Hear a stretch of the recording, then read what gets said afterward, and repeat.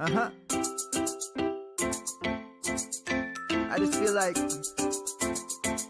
I've been around the block, ripping up fantasy stock, working around the clock. Look at the view from the top. Researching rookies a lot? No, I just be listening to pods. Yeah, one in particular, I'm just a messenger. Let me just pass on the rock. Browning, brunning, pruning, pronouncing ain't what he's doing. What he's doing is not losing, but infusing you with new things. And there's Dennis the Bennett, yeah.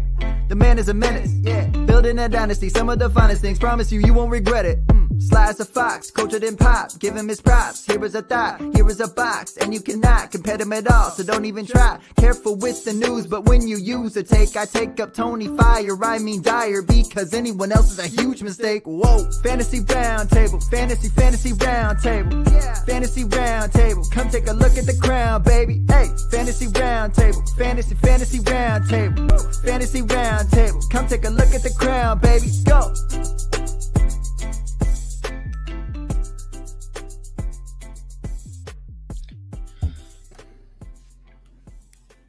What is going on, everybody? We have made it through 9 weeks of the NFL and fantasy football season. It has only taken me 9 weeks this year to get to where I have officially retired for the year. So it's a lot better than last year. At least I almost made it to the playoffs, but we are pushing that final push right here for your playoffs, or you're, starting to figure out what you're going to do here in the next couple of weeks when fantasy is over for you, which is going to be me for about half of my leagues right now. And it's very, very disappointing. Unlike Flacco and his elite hair and I guess playing style that Matt has mentioned on his tag there. Matt, how are you doing today? I'm doing okay. I thought that game yesterday we'd be lucky to see 20 points combined. And then I'm just out there watching Joe Flacco pretend like he's Joe Montana throwing the ball down the field to Brashad Perriman, who apparently exists.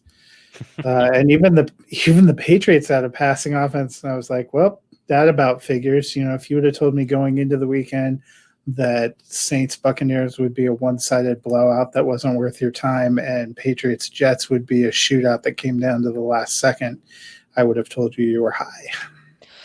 Yeah, like we talked about yesterday, obviously I was hoping for a good game. It, for the most part, turned out to be that. I mean, it was a very watchable game. It was actually kind of a lot of fun. Well, it'd be interesting to see if I guess we'll just jump right in and talk about it. No point in delaying the inevitable here. Patriots do win 32-27. Cam Newton, 24 points. Burkhead, 15. Damian Harris, 7. Jacoby Myers, 28. And Damiere Byrd, 11. Myers had the huge game here, 2 in a row, and it seems to have good chemistry with Newton. Is he a good play for you moving forward? Yeah, I mean, who would have thought for the Patriots, having Edelman go on IR and having N'Keal Harry get knocked out with a concussion would be the best thing that could happen to their passing game. But shockingly, that really seems to be the case. He had something really going well with Myers last night, and they had looked good the previous week as well. He looks like he's had a somewhat decent connection with Damiere Byrd most of the season, and now is able to hit him. And I would say, going forward, even, when Harry gets cleared to come back, we don't know exactly what the timetable for Edelman will be if he comes back. Myers is in there to stay. The Patriots have been looking for a receiver for the last couple of years to step in, and Myers has looked really good, and I think that they actually hit on something and found an offense that worked. Their offense looked markedly better last night than they've looked the last 3 or 4 weeks. Yeah, he was a guy who came on a little bit last year as well. I mean, I don't want to throw shade here, but I feel like it's the best way to make my point. I feel like everybody have been hoping that what Myers has done last year and this year is what N'Keal Harry was going to be in this offense, and Myers has been able to do it. I'm with you. I mean, 168 yards last night on 19 targets. I'm not 100% sure how many catches he got, but I know he got 19 targets. Like, he's the one in that offense, and we know that Cam Newton can make fantasy players viable. I mean, he looked better last night. Now, how much of that is the Jets defense and how much of that is Cam Newton is actually back, I think is another question we need to talk about. But I'm with you. We'll get to Myers. Obviously, we talk about our free agents here in a little bit, but I think if he's available, I would go grab him. I mean, at this point, I think he's got low end wide receiver 2 upside if he's going to continue to have. He's not going to get you 168 yards every week, but I mean, he could. Was it 168? Now I'm feeling like maybe that wasn't right. Yeah, I feel like that was a lot. No, I think it was 168. That's what I'm about to say. But he was pretty much all of the passing game offense, which is kind of what made it a little interesting here. I'm going up the box. 169. I'm sorry. So I just pulled it up. So 169 yards. So yeah, he's the one. And I mean, nothing against Demir Bird, or Ryan Izzo at tight end. Like he's their most talented receiving threat on that offense. So if Cam Newton's going to continue to look for him and pepper him with targets like he did last night, he is definitely a guy that I would try and grab, and I expect him to be good moving forward. So going back to what I just said a minute ago, what are your thoughts on Cam Newton? I mean, he did look a lot better last night. Is that one of those things, take it with a grain of salt because they were playing the New York Jets, or, maybe they finally look like they're turning it around? I mean, I do want to see it happen against. For fantasy purposes, he's been pretty decent all along. And if they can get the passing game to move the ball and they can move the ball running-wise, Newton's been their best kind of goal line threat. That's what really sucks, for the people that were like you playing Damian Harris. Listening to the broadcast, they're like, well, they have Cam Newton or they have Burkhead, who's been elusive down here. And I'm like, oh my God, let's come to this. Yeah. Well, the frustrating part about that too is, so you guys, because we were talking about this in our group chat, I ended up, because he got a couple big runs toward the end of the game, I lost by 4.3 points. And what was frustrating is before that last drive where he got hurt, where he was the one driving them down the field, but multiple times we saw him get them into the red zone, and then on one carry, he got it to like the 2-yard line and got hit out of bounds. And I was like, okay, that's all right. Here we go. Don't let Cam Newton vulture it. And then they pulled him out, put Rex fucking Burkhead in. Rex Burkhead. And I was like, what? The running back rotation for the Patriots literally makes no sense. I think you probably saw my comment on that. First of all, congratulations to the Patriots for winning, but that was the worst game-winning drive series that I've ever seen. It was almost like on that last series that they looked down and they were like, oh yeah, James White is on our fantasy team and we haven't been playing him. We better get, because you have 30 seconds and 3 timeouts and you need to make like 60 yards, and they're doing check down screens to White or a draw up the middle to White and using all their timeouts. And I was like, dude, they're not possibly going to score. Myers bails them out, but I couldn't believe what I was watching. But it's also been confounding to me that White has been a really steady, great back for a number of years for them, and he almost is the odd man out right now. They were using Harris to run. It's almost like they decided, well, Sony Michel's out, we'll take James White out too. And it's almost like Burkhead slid into the James White role, and Harris is doing what Sony Michel was doing, kind of carrying the first couple of downs, bringing them down the field. But the rotations have just been really off, and it makes it tough to project who you're going to use and who you're going to play. Yeah, I mean, like I said yesterday, I mean, I was obviously hoping. I didn't think that there was a chance that he could get me the 11 points I needed, because the biggest thing with Harris is he actually has been fairly steady when you look at it, and getting you like 70 to 80 rushing yards. He's not going to come through for you in a way you need him unless he scores. And that's obviously what we saw yesterday. Like I needed him to score. I'm sure most people who were playing him needed him to get that touchdown. And it just seemed every time they got down there, it was Burkhead coming in. And you also, like you mentioned, Cam Newton is also their big goal line back in a way as Josh Allen kind of is in Buffalo. So that also kind of caps his upside as well. Well, and he's just getting 0 passing game work. Yeah. To me, I think we've seen that before for running backs nowadays in PPR. If you're getting 0 passing down work, if you're not the goal line back, it's going to be hard for you to be anything more than kind of a nominal flex. Yeah. Yeah. Well, yeah, I mean, that's what he was pretty much for me yesterday, because, Zeke is horrible. So, and I believe outscored Zeke. I don't even know. I think Zeke ended up with 8.9 points in PPR, and he would have been 7.1 because he had. Yeah, he scored him by 0.8 points in this league that I'm looking at here. Zeke did. So still would have lost. I mean, there's no way I was going to win this week, which I guess in a way makes the loss feel a little bit better because, it's not like I did a couple weeks ago where I had Giovanni Bernard and I did not put him in because I thought I was trading him. And I forgot to move him back into my starting lineup and I lost by 3 points with Bernard scoring one on my bench. That's when that really bothers me. It makes me want to, as I put right there, retiring, which I really feel like I should retire from fantasy football. For the Jets side here, Joe Flacco, 20 points in this one. Frank Gore, 7. LaMichael P. Ryan, 5. Brashad Perriman finally has his big game here, 27 points. Denzel Mims, 10. And Jamison Crowder, 10 points as well. The Jets offense moved the ball well at times. Is Joe Flacco a better option at quarterback at this point than Sam Darnold? Yeah, I mean, my tag is a little bit of a joke. I mean, he's still Joe Flacco. But he looked a lot better in the offense. I don't know if it's – part of me was thinking, I don't know if Sam Darnold has had all three of those receivers, Crowder, Mims, and Perriman available to him at any point this season either. So maybe he would look better there. But I saw a lot of rumblings on Twitter and stuff that Flacco was a better fit for the offense, might be better than Sam Darnold. He definitely looked like a better fit. He did make that one kind of, I think, crucial mistake trying to force the ball deep that got picked off, that kind of gave the Patriots momentum and got them to be able to go down and get the tying score. But I actually thought the Jets looked better last night than they've looked. They looked really lifeless most of this season, and they looked a little better than that. Still a little bummed that we're not seeing more from LaMichael P. Ryan. Frank Gore not only had more carries, he actually looked better for a while. And also still wonder sometimes about the play calls. I was making jokes, early in the game. The announcers were talking about how this was a designed play for Braxton Berrios. And I was like, a designed play for Braxton Berrios. That sums up the Jets in 2020. But when they kind of got into the flow of the game and you started to see a little bit of what we thought they might have in terms of potential, Crowder is definitely a pretty solid PPR weapon.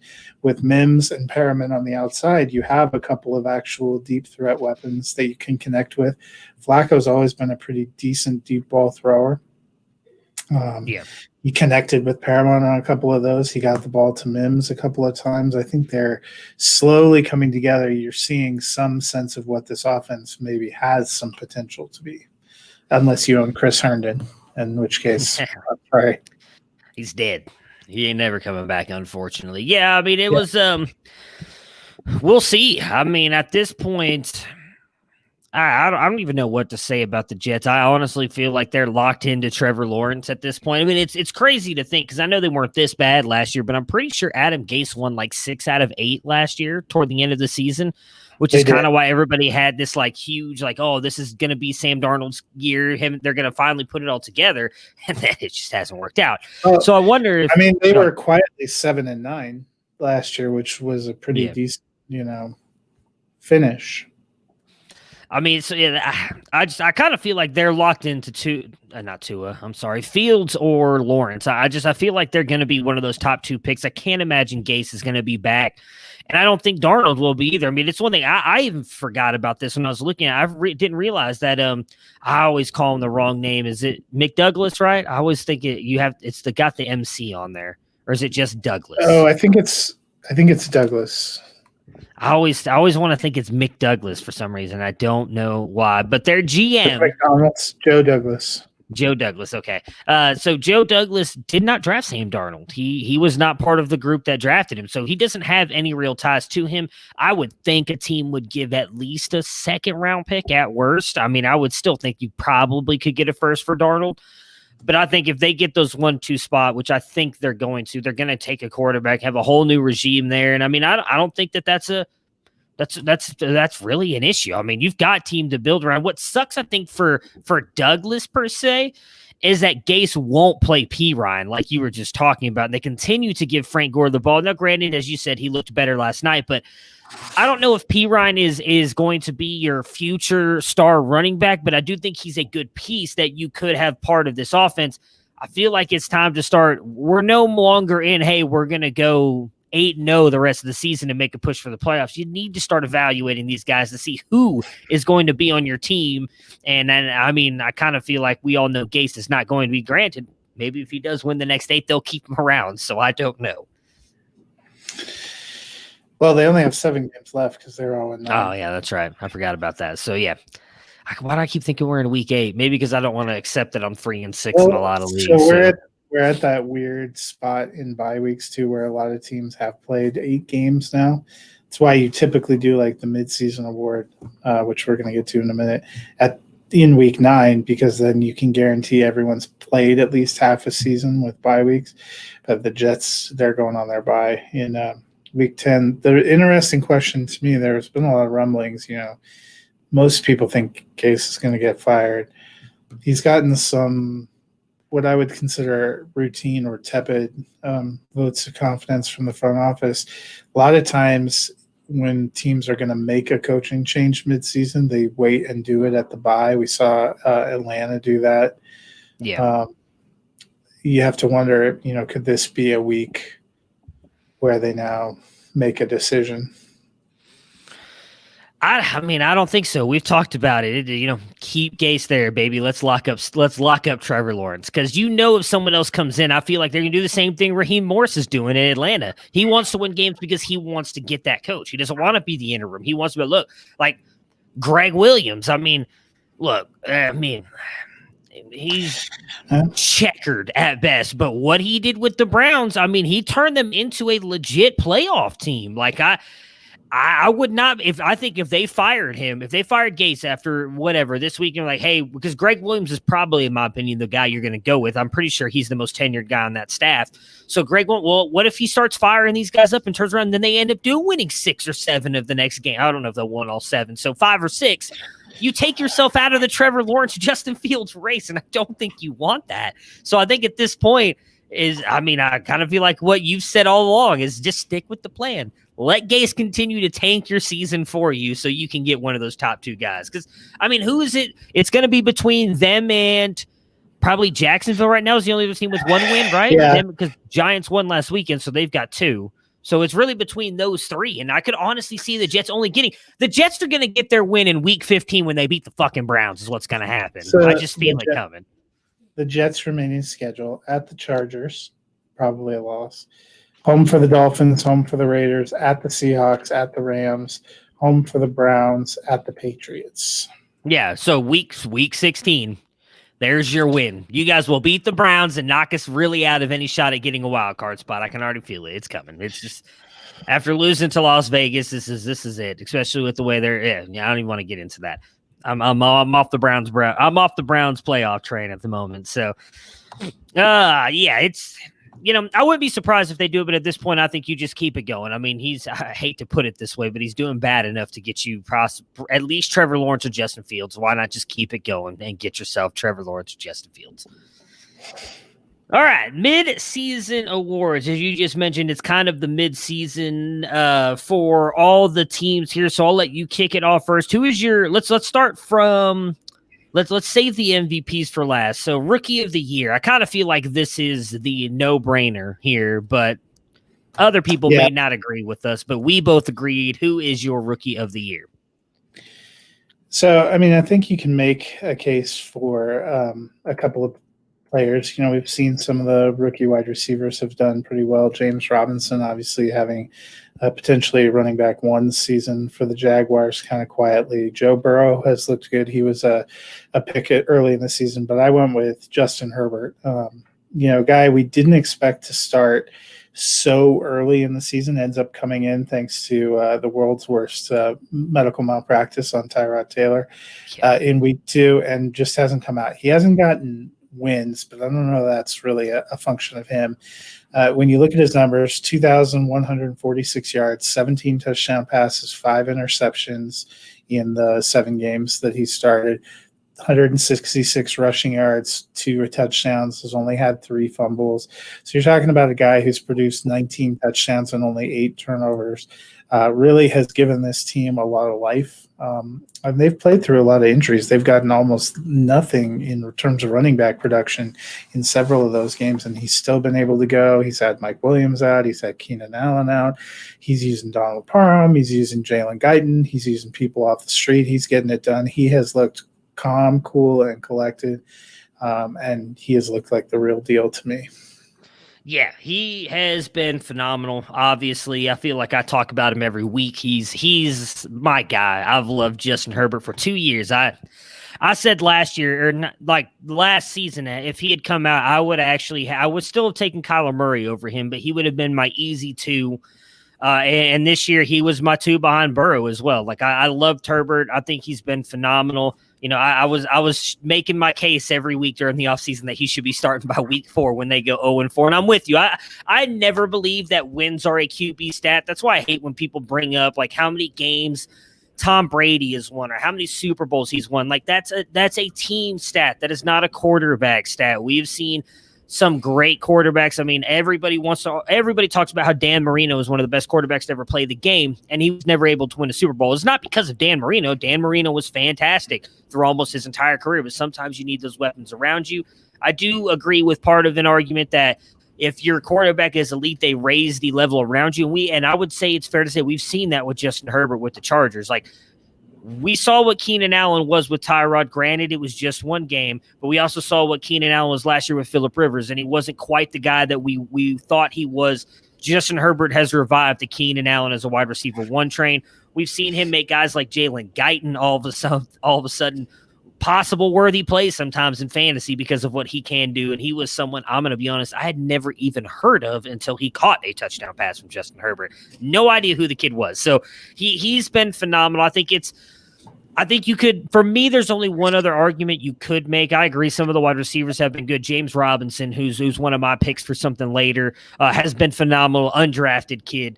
But for me, the only other argument you can make is Burrow for what he's doing. And I think Herbert has surpassed him because while Burrow has been fantastic, like we were on the Debbie Delight show this offseason talking about rookie of the years, and mine was Brandon Ayuk. I thought I was trying to go a little bit outside the box, and he's been phenomenal, but none of us thought Herbert was going to start as much as he has been. Herbert's going to be the one who breaks Baker's rookie touchdown record. It's not going to be Burrow, and none of us were talking about it. Nobody's still talking about that, but he's 10 away right now with 7 games left. He's averaging 3 touchdowns a game, over 300 yards a game. Like, he's going to break it, in my opinion, and I could not be happier. I didn't want Burrow to do it. I like Burrow, but he was in Cincinnati. I want the Cincy Kitties to get anything. But if Justin Herbert's the one who does it, I'd be thrilled. So, yeah, he's my rookie of the year as well. I mean, the only way I see Burrow passing him is if Burrow just goes on a huge run here the second half of the season. Because while Burrow's putting up stats, he's also struggled a lot more, in my opinion, than Herbert has. We have yet to see that bad. Like, this week is what people have been saying is Herbert's bad game, and he still was phenomenal. Like, we have not seen a really bad game out of him like we have out of Burrow. Yeah, I mean, I think he's been really good. I'm with you. He's got a good chance of breaking that record. Yeah. All right. So, coach of the year. I'm torn on this one. I cannot pick one. I love your pick, but I feel I wanted to go a little bit different. So, give us yours first. So, I went with Mike Tomlin. I mean, the Steelers are 8-0. They're the only undefeated team. I think what they've done and beaten all comers is great. Mike Tomlin was really on the short list for me for coach of the year last year because they had literally no offense, and he was able to pull that team together and will them to 8-8. They kind of fell out of the playoff race. Thought that took him out of it, but he's just been such a calm and steady presence when he's been there. And you can never count the Steelers out. He's obviously got his work cut out for him again this week. If it's possible Ben's out because he's on the COVID protocol, but I've just been impressed with the way that they've handled all these games. I thought Tennessee was going to hold them up, and they went in there and just throttled Tennessee. I thought Baltimore was going to be a challenge. They seem to handle Baltimore pretty easily. It's been a good year for them, and they look like a real challenger. Yeah, I mean, for all the Pittsburgh Squealers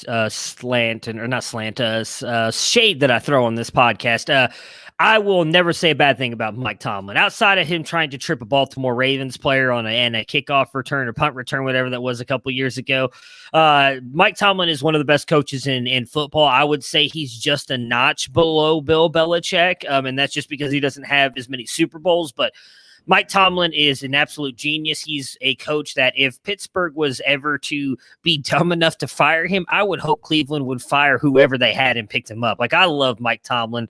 And he's been phenomenal this year. My only argument against, or why I didn't go with him, like, it's not an argument against, why I didn't go with him was we already knew Pittsburgh had a good team around him, and we kind of felt like the reason they didn't even make the playoffs last year was because they didn't have Big Ben, because they were a good team with Mason Rudolph and Duck Hodges at quarterback last year. It might have to be a good team with Mason Rudolph again. That is very true. So, yeah, I mean, for me, that showed last year. And I know I was with you. I know we talked about that a lot last year, that we both thought Mike Tomlin should have been coach of the year for what he did. I mean, he almost had him in the playoffs with Mason Rudolph and Duck Hodges. So I'm with you. So I decided to go a little bit different way, and I was torn between two guys, and it's more because they were two teams that, while we, as in like me, you, and I think I know Dennis was on the Browns, and so were you. No one was on the Cardinals. I was. There was a lot of people who thought they might be a trendy team, but I don't think anybody thought they were going to be as good as they have been. Now, this last week's loss kind of has hurt them a little bit, I think, in that. But for me, I have it as a tie between Stefanski and Kingsbury right now for what they've been able to do with those teams, and they put them in playoff contention. You know, I would lean Stefanski. A little bit of bias and homerism, but at the same time, the Browns haven't made the playoffs in almost 20 years now. So if he's able to take that team and make them a playoff team, I honestly think he deserves at least consideration. Even if he doesn't win it, he should be considered in that top group, because nobody's talking about this. We talked about it all offseason that we did not think teams that had new head coaches, new offensive coordinators, new defensive coordinators, and all this stuff were going to be very good because of the no practices, no offseason, everything done Zoom. And then the Browns are sitting at 5-3 and in a playoff spot right now with all of that, with a whole new everything. It wasn't just a new coach. I mean, new everything. And they've been able to make this work, where Arizona at least was in this offense last year. Now, yeah, they added Duke Hopkins, but they still had the exact same offense and everything. The Browns redid everything this year, and they're sitting at 5-3 and have a realistic shot of making the playoffs. So I think for me, Stefanski at least needs to be in the conversation. Will he win it? If Mike Tomlin ends up going 14-2, probably not. I don't think that they go undefeated, but I could honestly only see them. I looked at their schedule. They're only going to lose one game, and it's going to be in week 17 to the Browns, so the Browns can make the playoffs. That's right, I'm flip-flopping. I just said I'm out, I'm back in. I honestly think they probably only lose one, maybe two games. So the way your fantasy year is going, the Colts are going to somehow win the AFC South, and Frank Reich's going to be coach of the year.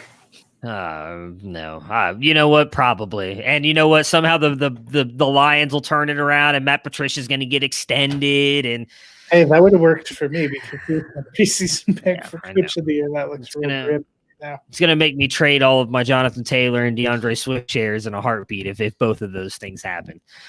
All right, let's go MVPs. Let's go NFL MVP first, and then we'll say fantasy MVP for last. Who is your NFL MVP?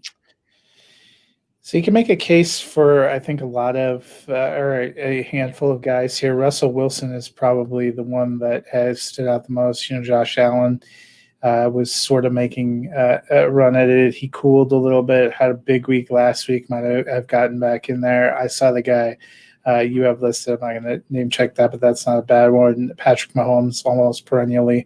I'm going with Alvin Kamara. Prior to the season, I said, and I believe it was Dennis who laughed the hardest, that Kamara was going to have a 1,000 season. Through 8 games, he has 471 yards rushing, 5 touchdowns. He has 60 receptions, 565 yards receiving, and 3 touchdowns. So he looks like he's got a decent track.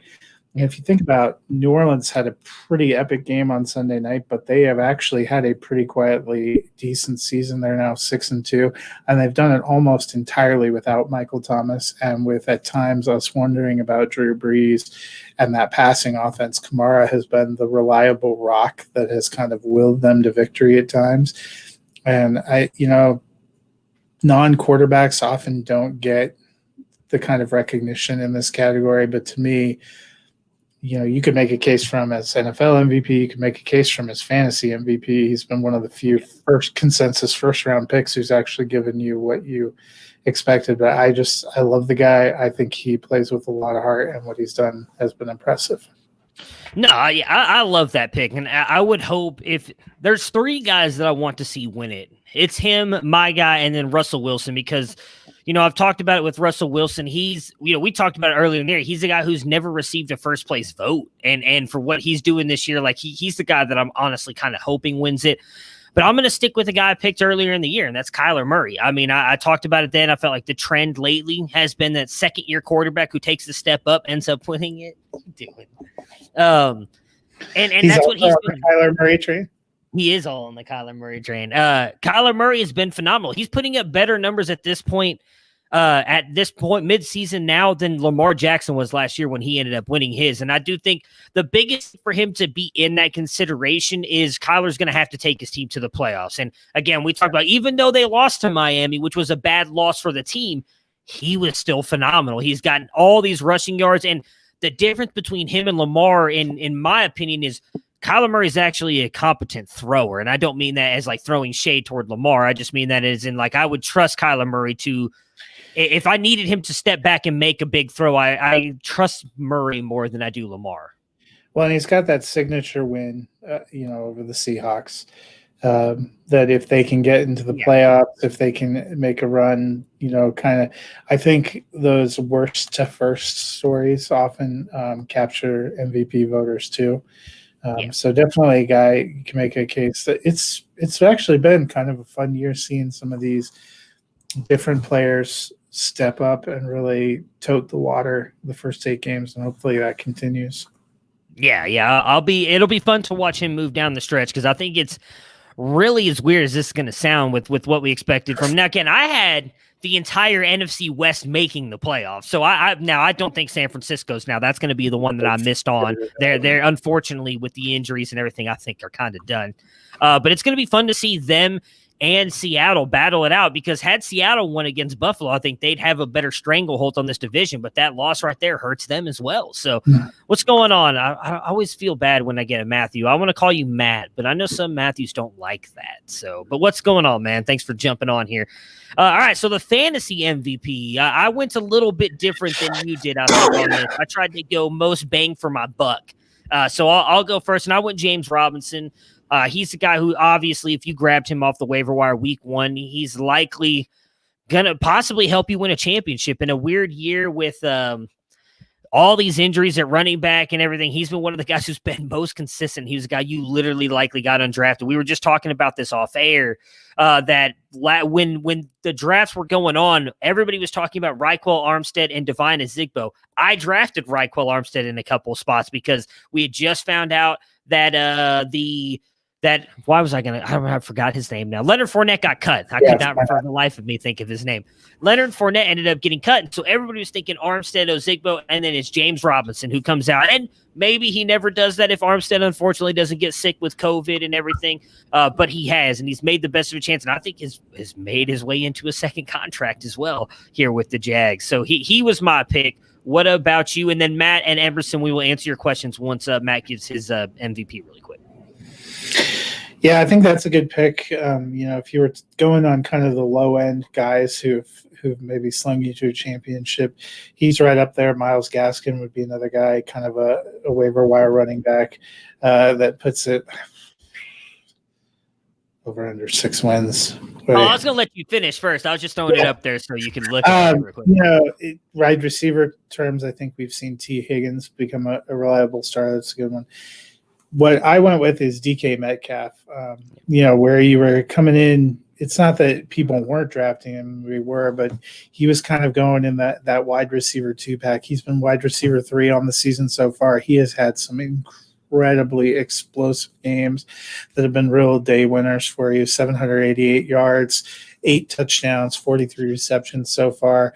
And he's done it well. Tyler Lockett's also been good. There was a question, would one have to trade off of the other? Lockett has 53 for 615 and 7. They've both been explosive. Some of that probably thanks to Russell Wilson and the let Russ cook. But, anytime you have a guy out there, Metcalf, who's being compared to Jerry Rice by his quarterback, that's a pretty good sign. And he has looked incredible. Also gave us the play of the year so far, where he chased down Buda Baker on that interception. Oh, the memes that have come out of the year. So, awesome. I mean, it's been incredible. So he's a guy that I think, another one. I told you off air, I had looked at Calvin Ridley for some of the same reason. He just can't stay on the field. But those are two guys that have taken huge steps up that for where you were drafting them have been that kind of elite wide receiver you need to help kind of carry you to the top. All right, so to some of the questions here, over under 6 wins for the NFC East. I'm actually going to go over. I do think that the Eagles are going to win it. I just looked at their schedule. For me, they have 5 winnable games. And so I'm gonna. They're right now 3-6-1. I think they could win 4 of them. I mean, the Cowboys have looked better, but they have the Cowboys, they have Washington, and they have the Giants all again. So I think all 3 of those are easily winnable games. That puts them right there at 6-4-1. Except for they lost to Washington. They played them first. Yeah, but they also, I felt like that was a game where we talked about at the beginning. I think like they sat Miles Sanders because they thought they were easily going to win it. They don't look like the same team they did back earlier. They really look like they've kind of slowly to turn it around a little bit. They're getting healthy. Those are 3 winnable games, and then they have a couple really tough games with Seattle, Green Bay, New Orleans Cardinals. So they also have the Browns in there. So if they can get one more out of those, they're going to get to 7. So I think that they will get to 7 wins, and that will win them the NFC East. What do you think, Matt? Yeah, I think they'll have to get to at least 7 wins. I find it hard to believe we're going to have a division winner that's less than 7 wins. Yeah. All right, so should I trade Galladay and Singletary for Taylor and Ayuk? Is this a dynasty trade? If it is, you know what? If it's redraft, I'm doing it, actually, now that I think about it, because I still don't know when Galladay's coming back, and I think I'd rather have Taylor and Ayuk. As bad as Taylor's been, Singletary's been worse. So I would take Taylor and Ayuk. In all honesty, dynasty-wise, I'd probably lean that side, too. Ayuk's a guy I would try and trade for. I think he's going to – I think, and I've been saying this before, I think he's the new Deebo Samuel because Deebo cannot stay healthy. Ayuk can, and I think Ayuk's going to be more that guy. What are your thoughts, Matt? Yeah, I would probably do it in both formats, too. I like Galladay, but we don't know where he said 3 drafts. Yeah, then I would definitely do it. Yeah. Hit accept before he realizes what he's done. Do it quickly because, that's a big win for you. You in redraft right now. Yeah. All right, so choose 2 full-point PPR, Brandon Cooks, Deontay Johnson, or DeAndre Swift. All right, let me pull up who they're playing really quick because that's going to determine. Deontay is one of the guys for me. My biggest problem with Deontay is we don't know if Big Ben's going to be playing or not, and if he's not, then I'm going Cooks and Swift. I can't trust Deontay with Mason Rudolph. I just can't, as much as I love Deontay Johnson, but – so Texans have Browns, so you're definitely starting Brandon Cooks because the Browns could not stop me running routes out there with Stevie Wonder passing me the ball. So you're definitely starting Brandon Cooks. He is going to be good this week. The Lions, who are the Lions playing? Why can't I find the Lions on this list? Oh, Washington. Okay, so I'm probably going Brandon Cooks and Deontay Johnson, but I mean, what are your thoughts on if Big Ben doesn't play? Because I'd hate to pivot to DeAndre Swift against Washington. That's a scary matchup for me, especially with as much as they're using Carry On and they're using Adrian Peterson. And Matthew, I see your question. We'll get to that here in a minute as well. And Deontay Johnson, when he started to come on last year, was actually with Rudolph and Hodges. So I would probably play the 2 wide receivers as well. Yeah, I mean, and I love Deontay Johnson. I don't think you'll find a bigger truth rather than me, but that's losing Big Ben is going to hurt him. So I do think that they're going to kind of pivot to other players. And I got Best team ever: Herbert, Dalvin, Metcalf, A.J. Brown, Chris Carson, James Robinson, Pittsburgh defense, and Goddard. I'm 400 points ahead. Also, yes, very nice. Herbert, Dalvin, Metcalf alone is good. And then add in A.J. Brown, Chris Carson, James Robinson's obviously been a stud. Pittsburgh, man, that's the one thing that I've realized this year more than ever that I think I'm going to start pivoting to in my redraft leagues, and that's grabbing a top defense. Like, I'm always that guy who grabs a defense right at the end of redrafts, and lately I've been trying to kind of stream them, and it's just not working for me. I'm not getting that where if you get Pittsburgh, it's like I know you got to grab them in probably like round 13 or whatever, but I mean, I've looked at my draft. Some of the guys I grabbed in round 13 aren't even on my team anymore. Round 13, 14. Why not just grab a defense you know you can just plug in every single week? You don't have to worry about it. Like the guy I Pittsburgh, grabbed you're plugging in, and even if they're going. Well, that's true too. Yeah, I mean, fuck. Yeah, that's been ridiculous. But yeah, I think that's the one thing I've learned is that I think defenses, if you get one of those top 5 that you can just plug in every week and just be like, you know what, I'm like, I don't have to worry about it. Even if they're going up against Seattle's offense this year, they're going to get me points. Like just plugging it and forget it instead of having a stream. Like, I mean, I'm trying to get like Titan, Washington 1 week, the Browns 1 week, just trying to figure out best matchups, and it sucks. The Patriots last year, the Patriots defense special teams was the midseason fantasy MVP because they were clocking people. They were putting up huge points. I don't know that we've seen any defenses putting up that level this year, but there is a big gulf between that and the people that it feels like you need people that are good enough that even in bad matchups, they're going to get you 2 or 3 points. What you don't want is the defense that's going to give you negative 3 points. You'd be better off not even playing than to suck points off.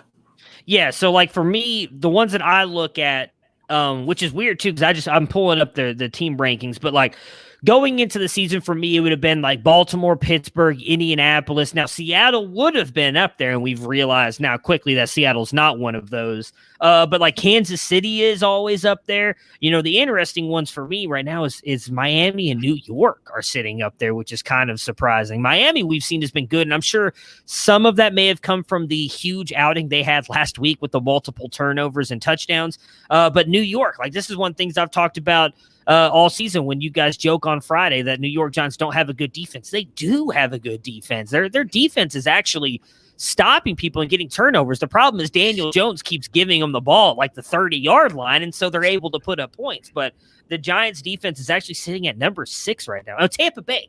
Tampa Bay was a team I know we talked about coming into the year was going to have a good defense. They've been up there as well. Now, obviously, this last Sunday wasn't a great performance if you started. Which did you see the Dynasty Nerds retweet of that one dude's lineup? No. Oh, all Cowboys? No. He started like a legit team. His team scored 12 points. 12 points. I'll have it for Thursday. I'll go back and find it. But there was a couple of Dynasty League teams where I was not trying to win because I was trying to get a better draft pick. And I did win. And there were a couple of teams where I set a good lineup because I was trying to win for a playoff position, and I got smoked. So that has been fantasy in 2020. 2020. Yeah. That's the one thing that's keeping me sane is like, you know what? It's been a weird year. Cause like I went that one that I was complaining about with Damian Harris last night. Like I'm 6th in points. So technically I should be a playoff team, right? The guy who's in first place is 3rd to last. He's only scored 800 points on the entire season, but he's just managed every week to pull out that one win. And then I went and looked at points against. 1,500 points against my team. The next closest is 1,100. And I was like, this is why fantasy football is complete bullshit. And I hate it. And that Burkhead touchdown hurt you and me both because in one of the teams where I was not trying to win, Burkhead's massive performance gave me a 5-point win. And I'm like, what the F? I started him. What? I should have just played James Robinson, I guess. I was all for Damian Harris getting that touchdown. I would be sitting at 4-5 right now, feeling much better because 3-6 is not where I want to be sitting right now in that league. All right, one more. Full point PPR. Choose one. Swift, Melvin, Gordon, Fournette, or Marvin Jones. Man, I'm going to be honest with you, Trey. None of those are great options. Fournette's playing Carolina, so... Yeah, Fournette, probably. Potentially, although Kansas City couldn't run against Carolina, so that gave me a moment of pause. Well, that's just because Tyreek Hill is putting up 30 effing points against me. That's why. Probably doing Swift and Fournette and just hoping for the best. Yeah, I mean, for me right now, those would be the only two that I'm leaning toward. I'd probably go Fournette more because, as we just mentioned, with Swift going up against Washington and being in that timeshare, I mean, Washington's good against the run, and that would be my biggest worry. I don't think they're going to be necessary. Well, I guess they could be competitive because who knows what's going to happen with Washington. But yeah, I know Damien got a chest injury. I'm not mad about the chest injury. I'm mad that he got the ball down to like the 2-yard line multiple times last night, and then they pulled him out for Rex effing Burkhead. That's what I'm upset about because I just needed a touchdown and I win. And that's all. Yeah, I know. Hey, Trey, I feel you. Again, I'm supposed to be, I guess you would consider an analyst doing this. And I've got a lot of teams right now staring up at 3-6 seasons and wondering what's wrong with my life and why I'm still doing this. So I feel you, buddy. It's been a rough year for a lot of people, unfortunately. All right, let's talk waiver wire, guys, and we'll get out of here. There's really not a lot, but I tried to find as much as possible here. So for QB, the two lowest ones, we try to go guys that are rostered under 50% that I think are intriguing. For me, Tua and Cousins. Cousins, especially with what Dalvin Cook is doing in the receiving game, is really helping put his numbers up as well. So those were the two guys for me. Cousins 30%, Tua 25%, and then Jared Goff. I saw was dropped in a couple redraft leagues that I'm in. He's still rostered at 58%. He's got the guy that I would, if he's available, I'd grab him. We've got two big names in Mahomes and Matt Ryan that are on buys this week. So those are the guys that I'm looking at to replace him. He won me the game. I went against him and won by 1. Damian Harris did. That's good, man. I'm happy for you. If my teams suffer, at least someone else gets a win, right? That's what matters.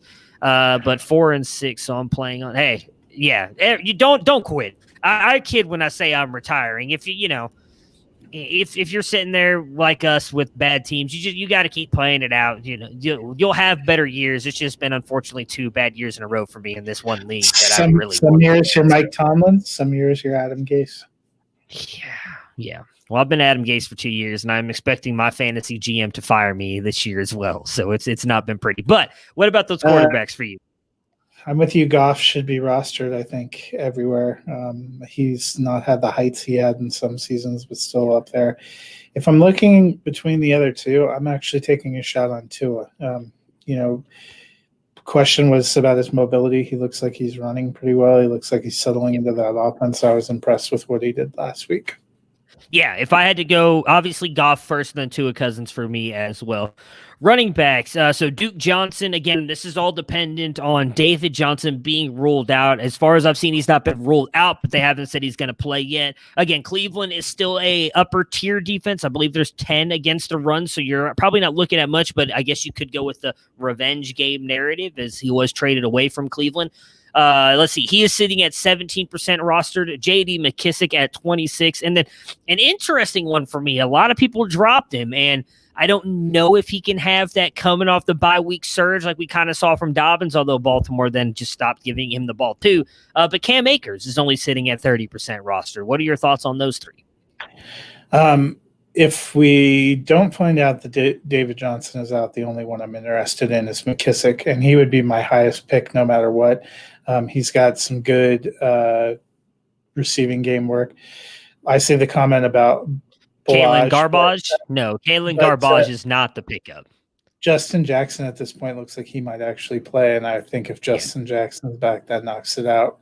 And that's Kalen Garbage has already been moved back down to the practice squad, so he is not. I don't think definitely not the pickup. Yeah, and Troy Maine Pope would probably come back. I mean, they probably would put some of those guys. McKissick to me has had a defined role in some formats. Like if you play on Sleeper, he has both running back and wide receiver eligibility, which is great because you can use him to plug a lot of lineup holes. Yeah, McKissick would be my top one as well because it definitely looks like it's going to be Alex Smith, and we saw Alex Smith was checking it down to him every chance that he got. We've seen Alex Smith do that in the past as well. So McKissick, I think, is going to have a huge role moving forward as long as at least Smith is back there QB, which might be the rest of the season because we haven't seen any indication they want to go back to Dwayne Haskins. So it'd be him for me, Duke second, and then Akers, like I mentioned with P. Ryan earlier in the season, is like that Hail Mary pickup. I mean, he could do something. He's a talented back, but last we heard, Darrell Henderson was hurt going into the bye week, and I haven't heard anything about him being back yet. Same with like a Joe Mixon type. So I would also bring up, if someone dropped Giovanni Bernard going into the bye week, there was a lot of talk this morning that Mixon still might not be back this week. So Bernard's another guy I didn't look to see. I can look it up really quick how available he is, because if Mixon's not playing, Bernard's a guy that I think I would move to the top of my list over all those guys. Giovanni Bernard. It looks like when I saw that Henderson was tracking to play too, they said it wasn't that serious and he could have probably played last week. Okay, Bernard is at 51% rostered. So if he did get dropped in your league, again, I'm not saying that Mixon won't play, but we haven't heard anything. Like they said it was day to day, and then he missed 2 weeks straight and then went into the bye week. So maybe he'll be good, but I haven't heard anything positive about him either. Yeah, Henderson says is not expected to miss any time after a thigh injury forced him from previous week's loss. Wide receivers, so 2 of which we saw in the game last night. Rashad Perriman at 7%, Jacoby Myers at 14%, and then 2 Packers wide receivers were the ones that stood out to me. MVS at 15%, and Allen Lazard, who was activated off the IR, so he has to come back either this week or next week, is sitting at 38%. How would you attack these wide receivers? So Myers is the guy we talked about. I'm going to get him. Perriman, they're on a bye this week, so you wouldn't get a ton out of that right away. And the other thing is I have long-term questions. I was interested in what I saw. Would that change if they go back to Sam Darnold? You figure if Darnold is healthy, they're going back to him. So that's why I would probably have him at the bottom of the list. Lazard is probably the one I would go get. MVS is what he is. I have him rostered in a few places. I don't mind him, but he's more of a Hail Mary pick. You hope he's going to get a couple of big ones and make your day and get a touchdown. I felt like Lazard was probably a more steady option. He may not have as high a ceiling as MVS, but he probably has a more stable floor. So for me, it'd be Myers, then Lazard, then MVS, then Perriman. Yeah, I'm with you. I think Myers is a guy we talked about earlier when we were breaking down the game with really them looking like they're not going to get Edelman back anytime soon. He's going to be the one there. If Cam Newton can be anything close to what he was like last night, Myers is going to be a smash grab there. 14% rostered. He'd be the guy that I'd attack if you need a wide receiver. Now, don't expect 169 yards every week, but I do think he can get you close to wide receiver 2 numbers as long as he's going to be the number 1 guy. We saw him have a bunch of good weeks last year as well. And then tight end, there was really only one name that stood out to me, and that was Irv Smith Jr. He's rostered at 7% of leagues. I would take a shot on him depending on who your tight ends are. Again, I would cap the ceiling just because we know that they don't throw the ball a ton there in Minnesota, but it was cool, or I should say cool. It was interesting to see them get him so involved down in the red zone. And if they can continue to get him involved down there, if he just gets you 1 touchdown, that makes your day right there at the tight end position. So Irv Smith, again, depending on what your tight end options are, is a guy that I would grab. I think he should be rostered everywhere based on what we've seen so far.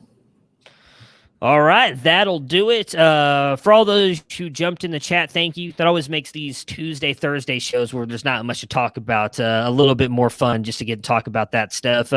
Me and Matt will be back on Thursday. We will preview Titans Colts, which is actually a first place game. The other thing is, if you're a fan of The Mandalorian, we will preview the game first, but as long as you're caught up on the first 2 episodes, chapters 9 and 10, we'll give you a little bit of a warning when we're going to transition, but we're going to do a little Mandalorian corner on Thursdays for our shared love of our hero. I'm excited. I'm excited about that. I just got to watch. I actually just rewatched episode 10 because my youngest son is very much into it. It's actually funny because they come up to my job now because of my wife's new work, and he had the Mandalorian mask on and was walking around. This is the way. So I'm excited. We rewatched it again yesterday. I'm excited to talk about that. So yeah, we will recap the game first, and then we'll probably jump into any news. I mean, obviously, we'll probably Big Ben will be a big topic on if he's tested negative so far or positive. Anything. We'll talk a little NFL news to give you guys heads up. Hey, we're going to talk Mandalorian after we get done with this. Then we'll give you another heads up, and then we'll jump into it. So if you guys have any of those who I see are still watching, you guys are big fans of The Mandalorian, stop back in Thursday, and you guys are more welcome to comment. It'll be fun little to talk about that. So me and Matt will be back again on Thursday with that. Good luck to everybody in your waiver wire claims, and we will talk to you guys again on Thursday.